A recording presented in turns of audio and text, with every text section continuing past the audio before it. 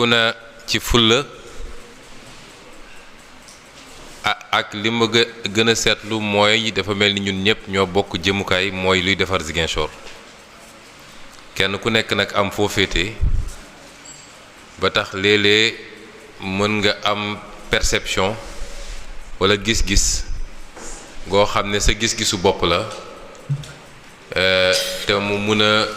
wuute yenn saay ak li am moo xam ci ñun la jóge parce que man du ma commerçant du ma transporteur du ma artisan donte am na lu ma ci xam ndax ci dëkk bi laa dëkk di ci gëstu te bëri naa it ay am di jàmm yoo xam ne kii artisan la kii commerçant la kii transporteur la te ñu ngi waxtaan te it boo buggee jiite nit ñi il faut ngay xam secteur bu ne nga am loo ci xam même boo ko peegul à 100%. bari nañu fi nekk ñoo xam ne màggandoo nañ ci dëkk bi foo nañ ci dëkk bi tey ma ne li ma ne ñoom ñu leen li ñu ne te ñu ngi continuer di ànd Toumani Aris boobu mu tudd léegi nga xam ne moo jiite taximaan yi sama rakk la maa ko yor HLM ne ma te dañuy toog di waxtaan kon su ma maîtriser wul secteur bu nekk it bu nekk am na lu ma ci xam waaye suñu toogee wax dina am lu ciy génn loo xam dina ndollent lay doon ci ñun noone nag lay amee ñu nit suñ leen waxee li nga xam ne mooy mairie bi parce que léeg-léeg mun ngeen ko bañ a xam receveur wax na leeral na yenn yi waaye dafa wax en tant que fonctionnaire waxu fonctionnaire la wax fonctionnaire du moom mooy jël décision waaye décision bu ñu xas a jël da koy appliquer loolu tax man réunion yi am solo parce que bëgguma doon maire boo xam ne day làqatu ci gannaaw fonctionnaire yi nga xam ne dañuy exécuter kese lu fi mënti am rek responsabilité politique bi responsabilité mairie bi la conseil municipal bi bureau municipal bi ak maire bi nga xam ne mooy man moom day rafetal wax ji daan léeg-léeg sax ñu ne maire la maire yéegul déedéet lu am rek sama responsabilité da ciy nekk moo tax ci ni ñuy liggéeyee chaque fois su naree def dara léeg-léeg ñu bañ maa yéeg mais léeg-léeg mu woo ma wax ma ne ko defal parce que noonu la war a demee ndax bu coow di am it moom day yem ci justification technique ne techniquement lii la texte yi wax moom laa def mais su waree am justification politique nag ñun ñii nga xam ne ñun la ñu fal ñun ñoo war a taxaw wax ak nit ñi kon suñu lu am rek suñu responsabilité la moom exécutant la muy exécutant boo xam ne nag mi ngi def liggéeyam ni mu ko war a defee. taan ak yeneen maire ak yeneen maire ak yeneen maire ñu ci bëri ñi ngi jooytu ci ki ñu bokkal liggéey bi foofu te mu toogal fa trésor war a jàppale mairie bi ñu ci bëri ñi ngi jooytu ni des na ci suba rek balaa may ñëw benn maire dëkk bu mag laa doon waxtaanal mooy wax lu mel noonu mais balaa may sori ci wax ji dina am ñaar wala ñett yu ma leeral bu ci njëkk mooy man dama respecté droit wu kenn ku nekk droit boo xam ne yoon a ko jox moo xam constitution la moo xam loi kon sénégalais bu dem ba jàpp ni am na lu ko neexul mu ne loolu damay génn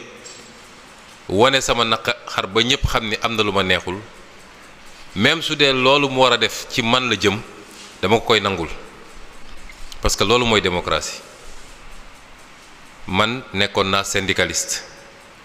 di taxaw di revendiquer di takk brassard rouge di grève foofu laa doore kon xam naa lan mooy manifestation ak wane ni lii d'accorduma ci moo tax loolu duma mës a booleeg nit ku nekk nag ni ko baaji waxee sànq lay yoon mooy boo demee boo war a def nga jaarale ko fi nga ko war a jaarale waaye boo amul it genewu ma mais ay nit suñu séqee nga ne man ak receveur mi ak recteur mi dañoo am lu ñu séq ànduma ci xanaa balaa ngay génn di yooxu ci biti di nga njëkk a wax ak recteur ne ko ah léeg lii ba xool moo lu mu lay wax ak lu muy def léeg-léeg nag mbir mi ñun ñëpp xam nañ ni lu bari politique moo ciy laxasu rek loolu yëngaluñu man dama wax bi ma toogee ci mairie bi nii liggéeyu mairie bi xajaluma ci politique xawma kan moo bokk ban parti politique ça ne m'intéresse pas ba ci agent yi liggéey ci mairie bi ñu bari dañ jàppoon ni su ma ñëwee dinaa dàq ay agent parce que ñu ngi bokkoon ak diw wala diw man leen déedéet tant que ñi ngi def seen liggéey ni ñu ko war a defee te mu méngoog li mairie bi soxla amu ci kenn koo xam ne dinaa la def wala ma wax la tant que rek ñi ngi yem seen liggéey bu ñu paree liggéey ba nag ki bokk ICS na dem ICS ki bokk APR na dem APR ki bokk Pastef dem Pastef waaye mairie bi moom Ziguinchor yépp la fi nekkal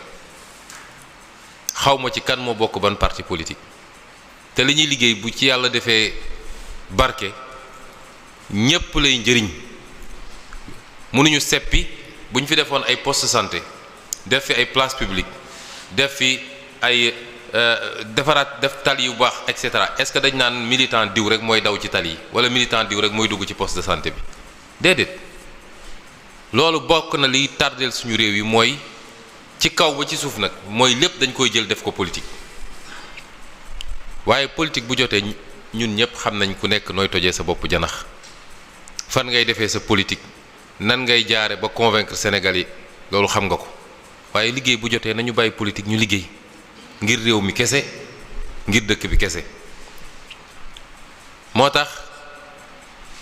yooyu noonu man parce que man ñëwuma Ziguinchor pour ut ay mandat balaa may nekk candidat fi dama dajale ñépp ci meeting bu mag bi ñu defoon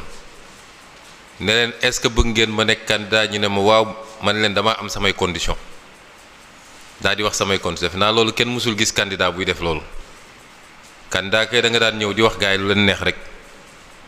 waaye dama fii place Bambeya may leen dama am ay condition parce que su ngeen mënee jiitalit mbir mi du doon tappale dañuy liggéey de defar dëkk bi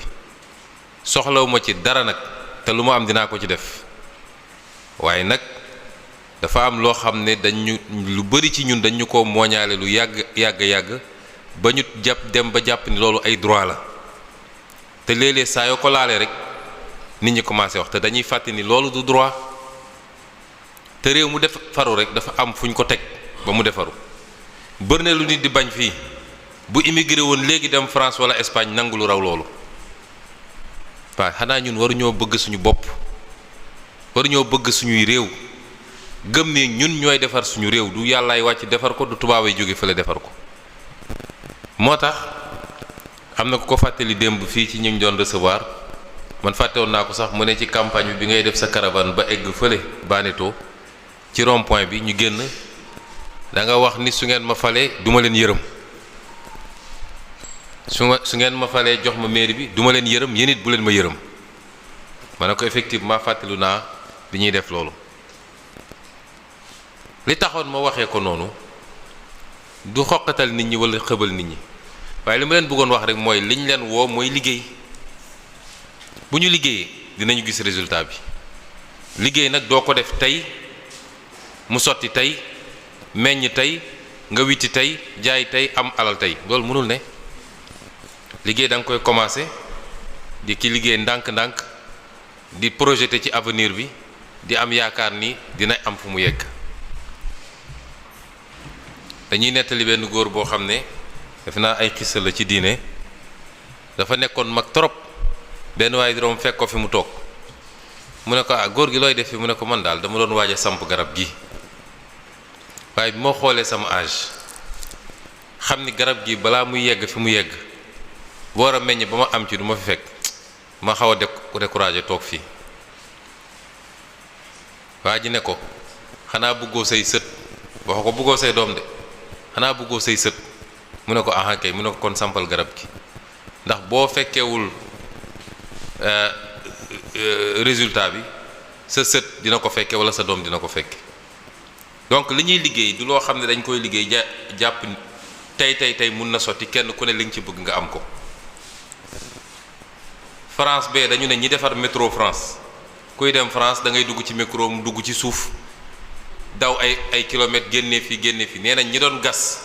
pour métro bi amul kenn koo xam ne daanaka yëg nga ci métro bi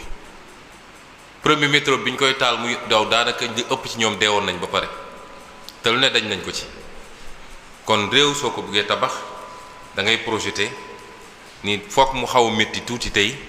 mais am nañu yaakaar ni dina sotti après. waxtaan tam toujours man damay bëgg mu tegu ci ay firnde moo tax bi ñuy njëkk a daje mbokk na li taxoon ma woo commerçant yi mooy sama conseil yu bëri dañ ma woo ne ma commerçant yi ñu ngi interpellé nee nañ gars yi dañuy ñëw foofu di leen laaj xaalis di def li man leen man nettali yu bëri bëgguma ko bi ngeen ñëwee li ma njëkk a laaj mooy est-ce que dafa am ay agent mairie bi wala ay agent RPM yoo xam ne dañuy ñëw foofu di réclamer xaalis nit ñi bu amee rek nañ ma ko wax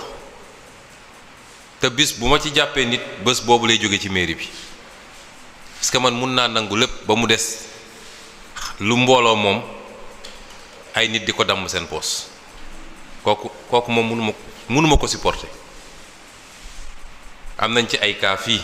tey ci suba rek maa ngi wax avocat bi ne ko il faut ma préparer dara déposer ci procureur parce que loo xam ne ci état civil bi la ñu ne sénégalais yi ñëw leen soo bëggee soxla kayit bi nangam ngay fay kayit bi nangam ngay fay ay nit di organiser ba xool loolu nuñ koy defee ba di jox ay nit kayit te duñu def timbre beeg li ñu war a def xaalis bi ñu jël ko dugal ko seen poos loolu est-ce que xel mun na koo nangu te loolu bokk na ci li yàq réew mi. te saa su amee rek ñu ne nañu maslaha ba kañ xaalis boobu la ñuy war a dajale pour defar dëkk bi kon toujours na doon rapport direct te lépp ñu koy teg ci yoon. ma wax ni nag li ma gën a jàpp ci wax ji wax nañu lu bari ci lu jëm ci taxi yi. li may njëkk a leeral mooy bi ñu fi toogeeg léegi voté guñu benn taxe def nañ fi defe naa gën saa tuuti léegi juróom-ñetti weer ci juróom-ñetti weer yooyu conseil municipal bi voté gu fi benn taxe kon li ñuy wax yépp ay taxes yu ñu fekkoon fii la équipe municipale bi voté ko ba pare ba jox ko receveur ne ko defal sa liggéey. yenn yi bañ ko voté ñu teg ci tuuti mu tombe woon ak Covid bi ñëw ñenn ñi ne woon Covid bi activités yi néeg nii conseil municipal ne woon teggi nañ ko ba commune bi Covid bi weesu waaye bi ñu toogee fii ak léegi man maire bi ak sama conseil municipal bi ba bu budget bii ñu bëgg mujjee voté nga xam dañ ko voté léegi def naa maximum 20 jours la. yokkuñu ci benn taxe yokkuñu it taxe yi amuñu benn boo xam ne yokk nañ liñ ci war a fay loolu amagul. am na léegi direction bu ñu créé jox ko ndaw soosu Promogel ou quelque chose comme ça dañuy ñëw di xëccoog ñun marché yi bi may ñëw fii ma fàttali sama programme tuuti bi nga xam ne moom laa présenté woon Ziguinchor waay soo jëlee ci wàllu urbanisme lancer un programme de structuration et de maintenance des marchés urbains et périurbains et explorer des opportunités de mise sur pied de marchés de taille moyenne dans les quartiers éloignés des marchés centraux de Saint-Maur marché Ngelaw Tilène Escale etc. loolu waxoon nañ ko ci suñu programme waxoon nañu it construire le plus grand marché du commerce en gros où se rencontreront producteurs et acquéreurs ci lépp li nga xam ne produit agricole la mais loolu ñu ngi ciy def li ñu mën bi ñu ñëwee fekk nañu gars yi amoon ay programme ci financement bi nga xam ne da doon jóge ci li ñu ngeen di dégg ñu koy wax PACASEN nga xam ne PACASEN Banque mondiale moo ko financé mu waroon ñëw ci communes yi Ziguinchor bokk ci communes yi ñu tànn mu waroon ci am 5 milliards ci juróomi at équipe ma fi fekkoon yi ñuy bëggoon def ñoom am na ay bâtiments yi ñu bëggoon tabax comme Zik City Center am na ay aménagements yi ñu bëggoon def fii comme beew bu doo di beeg yu demee noonu mais bi ma ñëwee dama ne man lii du sama priorité. tabax ay bâtiment baax na waaye jàpp naa ni Ziguinchor li mu gën a soxla mooy ñu fexe ba defar ay infrastructures yoo xam ne dina jëriñ ci koom-koomu Ziguinchor waaye dina mën a andiwaat dara ci dëkk bi. moo tax ma lancé ñaari marché au poisson bi ñu war a def fii Budodi pare nañu plan yi ba defe naa AGETIP def na appel d'offre bi ak marché aux produits agricoles. nga xam ne lépp lu ñuy andi ci dëkk bi te mu jóge ci mbay mi dootul dem marché bu kot dootul dem Tilène waaye dañ koy centraliser fenn ñu fas yéene ko def plan yaa ngi fii pare nañ ko dañ ñëwoon suñ ci pare rek dinañu dajale commerçant yi waxtaan ceeg ñoom ñaari marché yooyu rek boo moytul dina jël nu mu tuuti tuuti 2 milliards ci li ñu war a def ci 5 milliards yi kon ñun marché commerce yi teel nañu.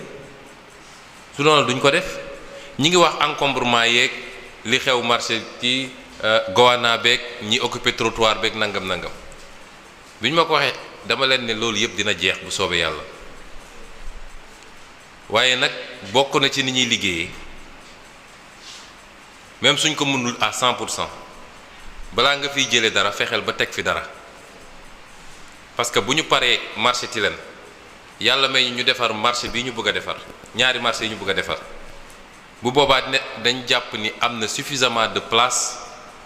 pour que ñu bañ a nangooti kuy dem ci di occuper ay trottoir wala dem ci parking bi nga xam ne fa la oto yi waroon gaare wala nekk leen ñooñu ñëpp dañ leen ne nag ñii mën nañ leen fi jëlee waxtaan ak ñoom ñu jóge fa ci jàmm suñ ko nanguwul nag ñu jaar fi yoon war a wax ñu dem ci yeneen marché parce que nit foo nekk rek sa wërsëg mën na la faa fekk. mais mënuñu jël benn marché surchargé ko ba ñaanuñu ko yàlla tey su dara xewoon marché bu kot li fay yàqu dina bëri trop gëw ma sax ni auto sapeur mën na fa dugg fi mu toll nii loolu mënuñu ko continuer di bàyyi soo waxee ñu ne non dañuy liggéey d'accord mais liggéey day tegu ci yoon jafe-jafe yi ñuy gën a am nag yenn saay parce que feeñ na ci waxu ñu bëri Ziguinchor amatul suuf moo amatul Ziguinchor parce que commune de Ziguinchor niñ ko daggee te état bi xaw ma pourquoi mu def ko te état mooy def découpage administratif du ñun commune de Ziguinchor 35 kilomètres carrés la Niaguis bii mat na presque 200 kilomètres carrés Boutoupa Koumba noonu Enampor noonu Ziguinchor 35 kilomètres carrés la te 35 kilomètres carrés yëpp daanaka occupé nañ ko ba mu jeex takk jaabir a fi desoon jaabir tuuti te gis ngeen projet lotissement bi fa gars yi doon def tey da ngay bëgg am projet am na ku wax fii léegi affaire u camion yi mais AGEROUTE am na financement beeg yépp pour ñu war a tabax gare aux gros porteurs mais amuñu suuf suñ ko def 5 hectares lañ ñu laaj 5 hectares mënoo ko am Ziguinchor fi mu toll nii mënoo ko am li des ci Ziguinchor yépp man taal naa sa moto ànd ak AGEROUTE ñuy wër dem nañ fii yoonu butut bi li nekk côté bi yépp ñu xool ko jóge foofu dem fii gannaaw hôpital Silence dem Jaabir dem fépp mais suuf si fi nekk boor yooyu yépp ay marécage suuf si mënoo fa defar aménagement wala li ñu ko war a defee da leen yóbbee ñoom ñu war a doubler wala ñu tripler budget bi parce que dafay laaj ay fondation yoo xam ne bokkul ak fondation yi ñu xam mu laaj ñu def ay remblai ak yeneen fii ñu bëgg a def marché lépp lu jëm ci mbay mi mooy fii nga xam ne tey mooy daralu nag yi ndax loolu rek moo ñu dese léegi nag il faut ñu beneen bërëb boo xam ne daral boobu dinañ ko fa toxal xamaguñ ko benn place moo ne woon fële ñu defaroon ko depuis 2008 lañ ma wax ci jamono Robert Sagna mais place boobu nekkul ci commune Ziguinchor commune u Niaguis a bokk bi ñu commencé waxtaan ak waa Niaguis ñu commencé di ñu andil ay problème ñu bàyyi pourtant foofu defaroon nañ fa daral ba pare kon léeg-léeg dañuy jànkoonteeg situation yoo xam ne du suñu coobare dina bëri nit di wax am na ko wax léegi boulevard 54 mètres mais ma leeral ni boulevard 54 mètres yoonu mairie newu ci du mairie ko defar du responsabilité mairie parce que yoon yi ñetti xeer dafa am ay xeetu yoon loolu tam ab décret boo xam ne président de la République moo ko jël moo ko classé léegi sax ñeent la dafa am lu ñuy wax les autoroutes yi ngay gis ni léegi dañ ko boole ci nomenclature bi après mu am lu ñuy wax les routes nationales les routes départementales doog a ñëw la voirie communale doog a ñëw boo jëlee boulevard 54 bi route nationale la responsabilité état la man awma fa benn sañ-sañ état bi moo andi chantier am muy yoon bi nga xam ne Banque africaine de développement moo ko financé mu war a jógee Sénoba ba Mpac ñoom loolu ñun laajuñu ci yéegaluñ ñu woo naa waa AGEROUTE fii plusieurs fois bi ñuy jublu ci nawet bi dama leen woo ne leen problème am na de ñun de amuñu compétence ci boulevard 54 mais problème su amee population yi ñoom xamuñu loolu pour ñoom man maire de Ziguinchor maa am compétence ci boulevard bi may leen yéen fàtt ngeen canal bi ba pare seen liggéey avancé wul bu commencé taw ndox mi dina taa foofu te dafa jege Belfort te ñëpp xam nañ problème Belfort kon ñëw leen ngeen dimbale ma ngeen régler problème canal bi fan yi yëpp maa ngi wax ak ñoom ne leen comme seen chantier taxaw na chinois yi nee na fayuñu leen takk nañ seen bagage dem seen yoon mais dimbale leen ma au moins poteau électrique yi fa newoon ngeen ñëw delloo ko parce que accident yi bëri na surtout guddi gi mais gis nga même yoon yi nekk biir Ziguinchor yoon boo fi gis ñu goudronné ko mu xaw a nekk yoon bu normal rek du compétence su mairie loolu la ñuy wax voirie urbaine classée man su ma bëggoon ne nawet bi jeex na il faut ñu dem fatt pax yeeg nangam il faut ma demander autorisation AGEROUTE demander autorisation ministère du transport suñ ma ko mayee ma doog a am sañ-sañu laal yoon yooyu. gis nga mbirum décentralisation moo métti parce que maire yi dañ leen def maire ba pare nanguwaat compétence yépp parce que li ñuy bañ mooy maire bu ñëw liggéey ñëpp gis ni liggéey na ñu ne ah maire bi de kon ku ko jox dëkk ku ko jox réew mi mu defar ko looloo daloon Khalifa Sall bi ma commencé di yëngatu Ndakaaru laa ko ne waajalal maire dafa bëriwul compétence te loolu population yi duñ ko xam pour ñoom maire bi mooy compétent man su ma jógee sama kër Kajoor génn ba ci croisement bi foofu yëpp dafa toj temps dama woo waaw AGEROUTE may leen man kurci naa ba dem ut benn machine boo xam ne day defar ay pavé may ko commune bi su ngeen ma mayee man ma xool ak percepteur nu ñuy organiser daal di jënd ñun suñu ciment jënd suñu béton defar suñuy propre pavé ñëw commencé defar fatt au moins yenn pax yi nga xam ne am na ci dëkk ba oto yi mun a daw correctement mu ne ma loolu il faut ma demander autorisation waaye xamal ni FERA bi budget bi ñu ngi koy voté bu ñu ko voté yoon yooyu AGEROUTE dina ko defar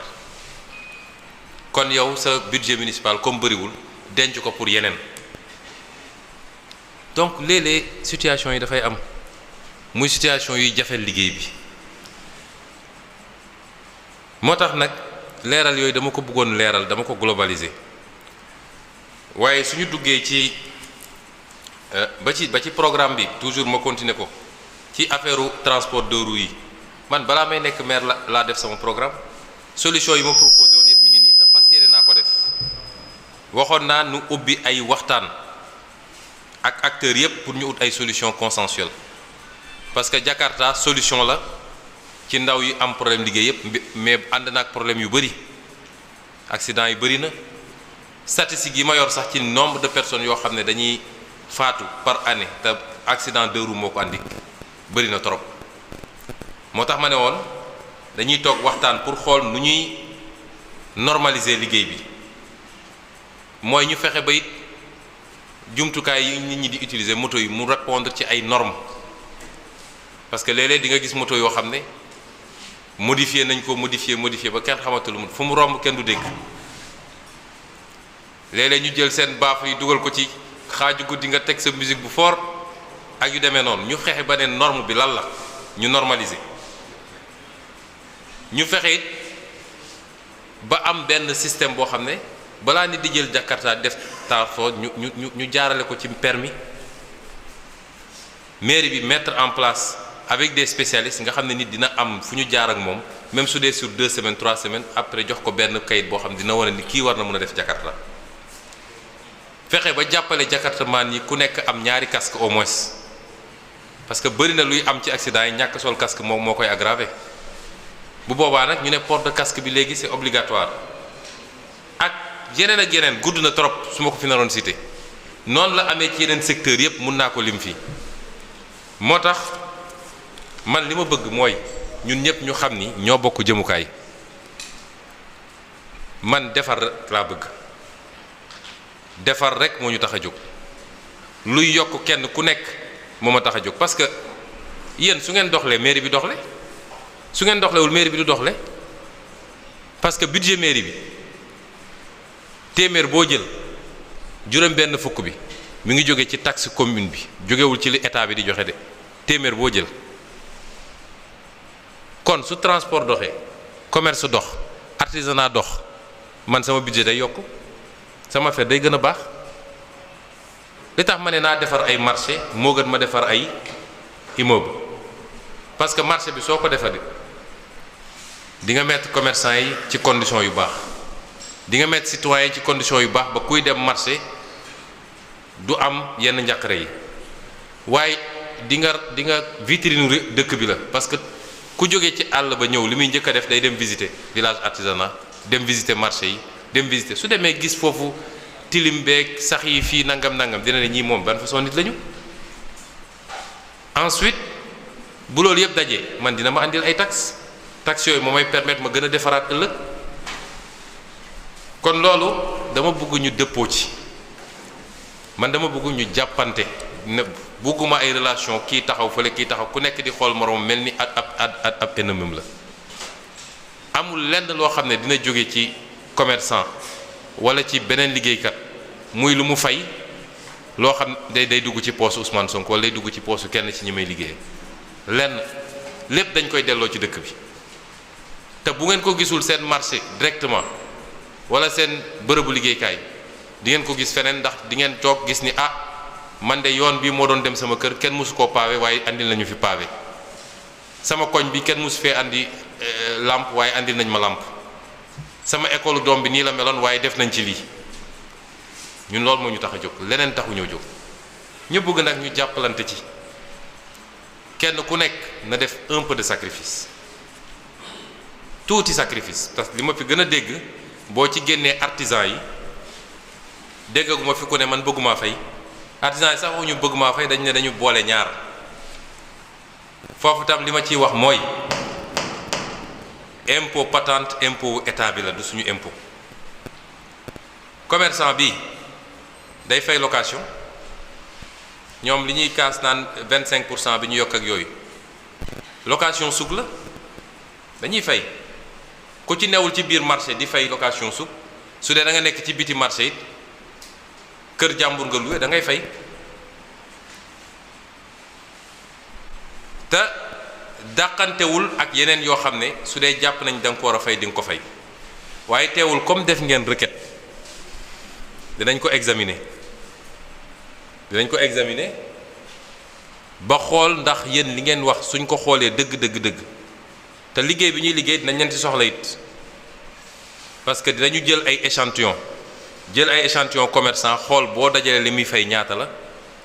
ñu jël ab artisan xool boo dajalee li muy fay ñaata la jël keneen ba nga xam ne dinañu am nu ñu mën a comparer boobaa bu ñu jàppee ni ñii liñ leen teg ëpp na moom man maa koy proposer conseil bi ne leen dañ ko doxalee nii waaye en attendant li may ñaan ñépp di leen ko ñaan dëgg mooy kenn ku nekk ci ñun da def esprit de sacrifice parce que li ñu programmé te bëgg koo def ci dëkk bi dafa bëri te du jóge fenn nag lu dul ci waa dëkk bi à 90%. alors loolu mooy li ma mënoon wax ci généralement yi ci des nag am na ay interpellations yoo xam ne mën naa ne yu sectoriel la déguerpissement yi li ngeen wax dinañ ko xool bu dee am na possibilité parce que commerce daa ànd ak transport ànd ak commerce fu commerce am rek transport am na fa et vice versa kon su dee marché nga def exclusivement plan marché yi ñi nga xam ne moom la ñu mujjee def dinañu woo commerçant yi exposer leen ko fii ak ay fan mais dañ fa prévoir ay parking parce que commerçant marchandise am kan moo koy andil du transporteur la muy soxla ci li muy jëfandikoo ci gare routière te parce que fa la ñu gën a yàgg kan moo koy jox du commerçant kon ñaar yooyu dañuy cohabiter il faut ñu xool nu ñu koy defee waaye bu nekk ñu xam ni lii moo ciy farata lii moo ciy sunna soo demee ci marché commerçant moo fa ëpp ay droit waaye boo demee ci gare routière transporteur moo fa ëpp ay droit waaye ñu xool nu ñu koy defee ba cohabitation bi mun a am loolu tam dinañ ko xool assainissement marché yi douche yeeg yooyu mooy li ma wax rek budget Ziguinchor tey annoncé nañu su ma juumul ñaata 5 milliards mais budget bi eggul 5 milliards de parce que boo ci génnoon loo xam ne PACASEN bi la mooy liy jógee ci financement banque mondiale boobu jaar ci état ñëw moom rek mat na 1 milliard ñaata 3 milliards kon li nga xam ne Ziguinchor lay jóge ay 1 milliard 700 la ndax boole ma ci fonds de concours yi 1 milliard 700 waa 1 milliard 700 lan la mën a def ci dëkk bi 1 milliard 700 lan la mën a liggéey ci dëkk bi benn tali bu baax rek boo ko bëggoon def mat na 1 milliard tali boo xam ne sur 1 kilomètre 2 kilomètres maximum nga bëgg ko def tali bu jaar yoon 1 milliard na ci dugg te loolu tam il faut ñu ciy bàyyi xel te nit ku nekk la nga yor ngay demee marché moo tax ñu ne ñun waa Ziguinchor am na liggéey bu am solo bu ñu door waa impôt et domaine newuñu fi tey waaye ñoom it am na lu ñu door ci wàllu lu jëm ci kër yi ak yeneen xeetu impôt nit ki toog fi mu toog dafa naan ci Sonko mii de moom fu ñu jëm fu ñu ak moom xamuñu ko kii moom li muy laaj bëri na mais Sonko laajul dara laaju ko Sonko yéen lay laajal dërëm bu ñu laaj dañ koy delloo ci dëkk bi bëgg nañu def un programme boo xam ne ay lampadaires solaires la ñu bëgg a ut fexe ba dëkk bi yëpp leer mais loolu mënul jógee ci sam poche mënul jóge ci poche Georges Massali mënul jógee ñun ñëpp nag bu ñu dajalee ku nekk joxe loolu moo ñuy permettre ñu def ko ak yeneen yoo xam ne ñu ngi ciy liggéey kon yooyu dinañ ko xool dinañ ko gën a xool bu soobee yàlla luñ ci mën dinañ ko def sécurité yi ñu wax ci marché bi ci marché yi c'est la même chose marché yi dafa laaj am ñu defar ba pare bu ñu defaree loolu ba pare ba aéré marché yi ba nit ñi ñu redéployer leen dina am yu bari yoo xam ne dina gën a yomb ni ñu ko commencé ci école yi nga xam ne amuñu woon mur de clôture ñu commencé di leen clôturer bu ñu paree loolu dinañu jël ay gardiens yoo xam ne ñoo fay nekk mais sécurité du rek gardien installation électricité mooy première sécurité tey te bàyyiwuñ ci xel li gën a garaaw ci biir marché yi ci électricité lay jóge souvent ci branchement yoo xam ne jaarul yoon court-circuit am lu bari lakk donc yooyu yëpp 2023 bi daal jàppale ni moom la ñu lancé dëgg suñu liggéey ndax 2022 daanaka avril la ñu egsi le temps ñu toog ba càmbar mbir yi ba xool presque at bi jeex na yitte yi nga xam ne suñu yaay ji wax na ko ci affaire artisanat it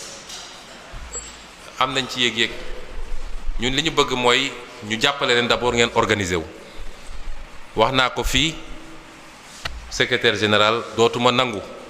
su dee mairie bi mooy jënd dootuma nangu ñu commandé ay meubles importés te artisans yi nekk fii loolu moom dootul am waaw moom nee na ku fayul 3000 du ko am waaye dafa am yoo xam ne jaaduwut gis nga état yi fi développé yépp sool demee da ngay gis ñoom ni ñuy jàppalee seeni secteur tey président Turquie bu waroon ñëw fii da ngay gis ci avion am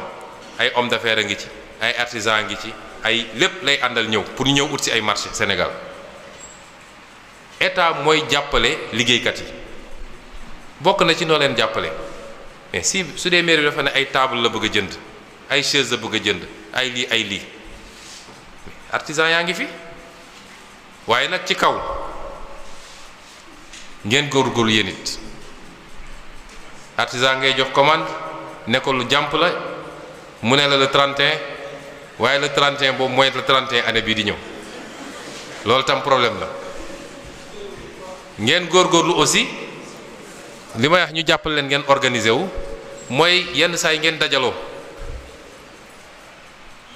dajaloo pour mën a jël marché yi parce que su dee kenn ku nekk la nga sa atelier amul doole boo xam ne mun nga defarandoo lu bëri mais su dee marché bi yaatu na ñu ne par exemple table banc yi la ñu war a renouveler pour année prochaine école bi su ubbee ngeen dajaloo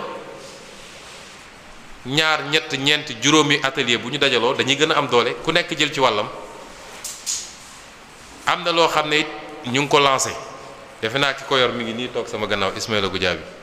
bi ñu ñëwee dañu ne ñun suñu compétence laajuñu loolu waaye pour jàppale liggéeykat yi ci la ñu ne dañuy lancé li ñuy wax économie sociale et solidaire fexe ba dajale un peu d'argent xaalis boobu ñu koy utiliser pour financer nit ñi ñu liggéey xam nga loolu bokkul ci compétence mairie. ñu lancé ko nag ne li ñuy dajale dañu bëgg mu jóge ci nit ñi man maa ko lancé fii publiquement yàlla def na lañ ca bëggoon amuñu ko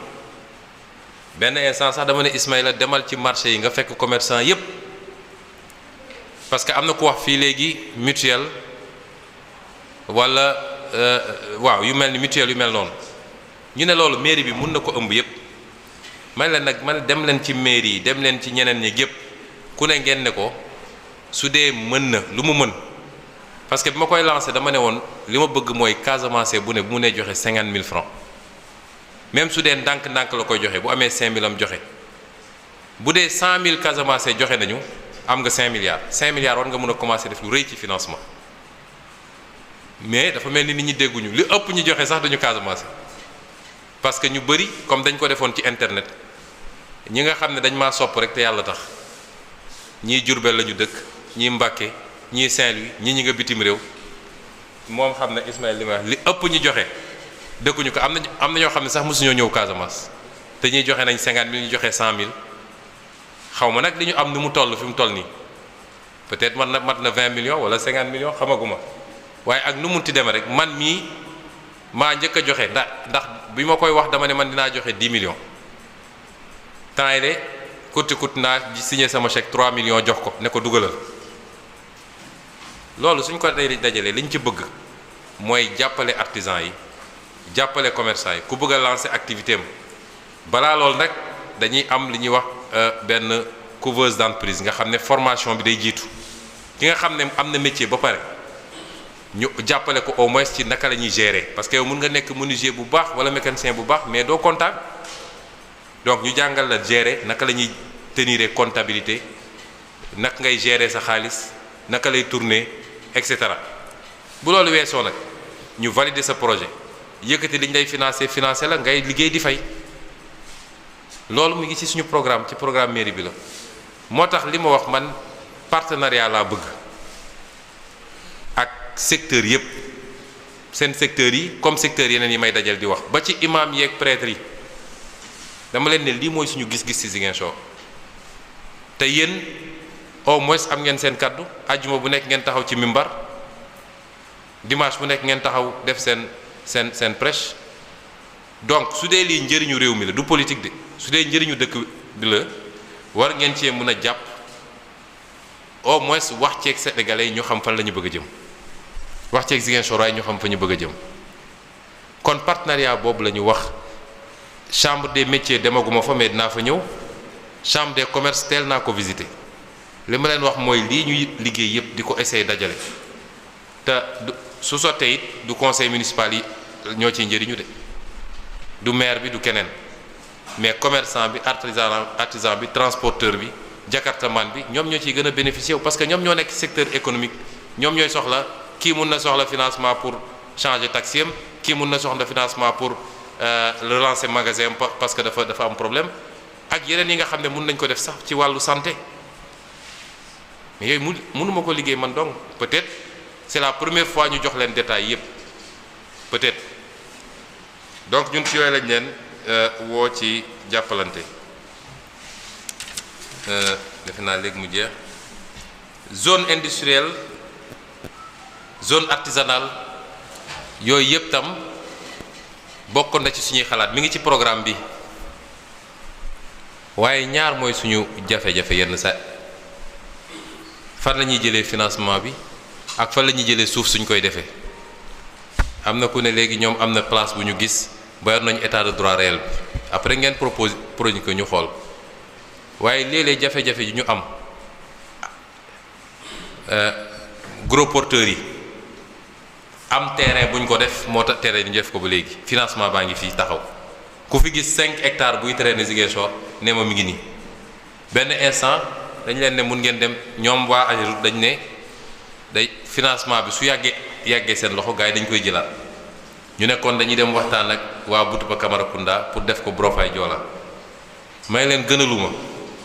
waaye su dee loolu rek moo fi def ci solution ngeen def ko li tax gënaluma mooy su ngeen ko defee foofu taxes yi ma waroon fayee ko fii ñoom ñoo koy jël te pourtant loraange bi yëpp Ziguinchor moo koy supporter ndax camions yi fii la ñuy nekk. ñaareel bi mooy transporteurs yu bëri bëgguñu dem fu sori te léeg-léeg sax day am problème sécurité à moins ngeen defal leen fa benn poste gendarmerie ndax dem ba ci àll ba def fa benn gare sànni ko foofu. ñetteel bi nag mooy commune Boutoupa Camaracounda amul doole pour entretenir loolu parce que dafa am lu muy laaj ci coût pour nga entretenir ko mais ba léegi amuñu solution bu ñu mën a jëlee 5 hectares. mbalit mi fi mu ne nii jotaat nañu lettre commune Enampor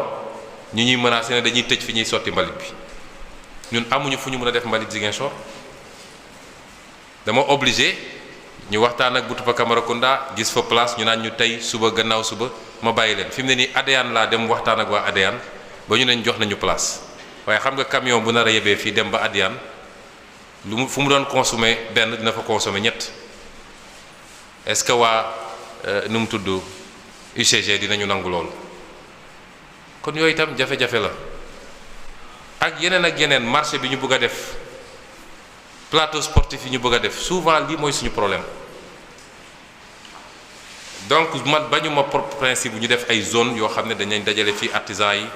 comme ni mu amee marché pour les commerçants am garage gare routière pour les transporteurs mais te mi ngi sama programme mais il faut ñu am place yi te am financement yi te loolu liggéey la yenn yi nag du suñu compétence waaw importation meuble yi man mënuma ci dara loolu compétence état la li ma mën mooy man su may commandé man bañ naa ko ba samay consommation yépp lu ma mën a def fii rek man carburant sax samay chauffeur xam nañ ko dinaa romb Total romb Shell tant que gis ma Touba Oil wala Elton wala Aydon mu leer ma ni lii doomu Sénégal la dërëm bi fii lay des man noonu lay fonctionner kon suñuy liggéey aussi li ma mën mooy li ma wax léegi rek su commande mairie bi di def commande du ñu commandé lu jóge feneen yéen la ñuy liggéeyal waaye nag mënuma tere décret mbirum président de la république la du sama compétence éclairage yeeg yooyu defe naa tontu naa ci gare routière ak cimetière yi marché yi tali yi lépp la ñu bëgg bu ñu yàlla jàppale ci ñaari at ñetti at yi di ñëw ñu am ay programme yu ñuy tegle ba lépp ñu mën faa def des lampadaires solaires comme lampadaires solaires yi ngeen gis ci une partie de la ville. donc defe naa globalement am na ci question yoo xam ne jaruma ciy sori parce que defe naa waa ñi may wax ni heure bi jot na presque am na ci yoo xam ne dafay laajaat ay rencontre mais boobu du doon rencontre bu yaatu bu ñu boyal secteur bu nekk dinaa ko rencontre spéciale biir transport les différentes branches du transport ku nekk naa la recevoir commerçant yi noonu nga xam ne yenn problème sectoriel yi nga xam ne wax nañ ko fii te dafa laaj ñu liggéey ci service technique yi bu soobee Yàlla ñu mun ko traiter foofu mais su loolu weesoo defe naa globalement tontu nañu question yépp même question stationnement bi waa ji wax léegi am na